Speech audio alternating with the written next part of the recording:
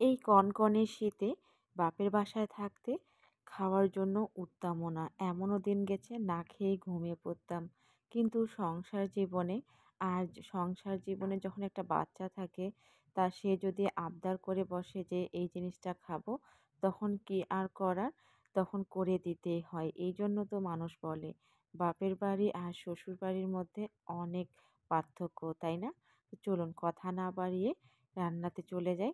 আর এখন বাজে প্রায় রাত ১০টা। ছেলে আবদার করে বসেছে বিরিয়ানি খাবে।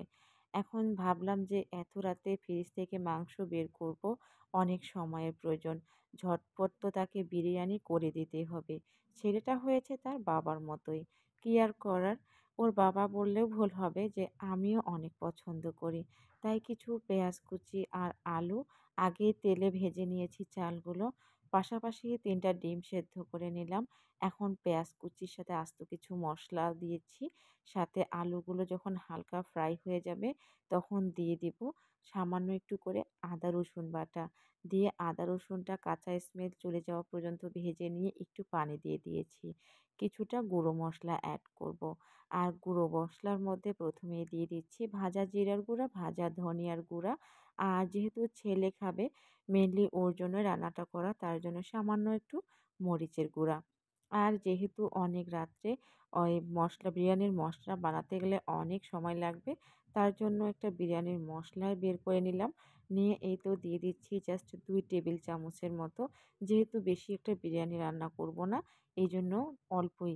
আরেকটু পানি দিয়ে আলুগুলো সেদ্ধ করে নিলাম আর ডিমগুলো তুলে নিয়েছি।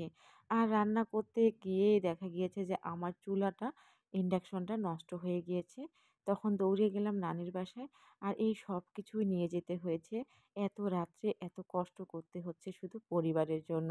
প্রত্যেকটা মেয়েই কিন্তু তার সর্বস্ব দিয়ে চেষ্টা করে তার পরিবারের সদস্যদের ইচ্ছা পূরণ করতে, তাদেরকে হাসিখুশি রাখতে। যত কষ্টই হোক না কেন সেই মেয়েটির। আর এই তো চালটা আলুর সাথে ভেজে নিলাম, নিয়ে গরম পানি এড করে দিলাম আর দিয়ে দিচ্ছি এখানে ২ টেবিল চামচ গুঁড়া দুধ। আর আপনারা যদি মনে করে থাকেন যে এই বিরিয়ানিটা খুব একটা মজা হবে না, তাহলে ভুল ভাববেন। কেননা এই বিরিয়ানিটা গরুর মাংস কিংবা আপনারা যদি মনে করে থাকেন খাসির মাংস, তার থেকেও কিন্তু অসাধারণ হয়েছে। কারণ প্রত্যেকটা রান্নাই একটা মা, একটা মেয়ে বা একটা নারী অনেক যত্ন সহকারে করে থাকেন। আর এই রান্নাটা ভালো হতেই হবে। তার যত্ন তো কখনো বিফলে যাবে না, বা তার ভালোবাসা। আর এই তো কিছুটা কিশমিশ দিয়ে আবারও দমে দিয়ে দিয়েছি ১০ মিনিটের জন্য। আর দেখুন কতটা লোভনীয় আর ইয়ামি হয়েছে। আর আমার ছেলে তো অনেক তৃপ্তি সহকারে এই বিরিয়ানিটা খেয়েছে। আর রাতের বেলা আপনাদের ভাইয়া বাসায় এসে সেই চুলাটা ঠিক করতে বসে গিয়েছে। আলহামদুলিল্লাহ, আমার হাসব্যান্ডটা মোটামুটি সব কাজই করতে পারে। আর এই তো দুজনে মিলে এখন চুলাটা সেট করতেছিলাম ঠিক করার পরে। কারণ একাই তো সেট করা সম্ভব নয়। ভিডিওটি কেমন লেগেছে অবশ্যই কিন্তু জানাতে ভুলবেন না। ধন্যবাদ।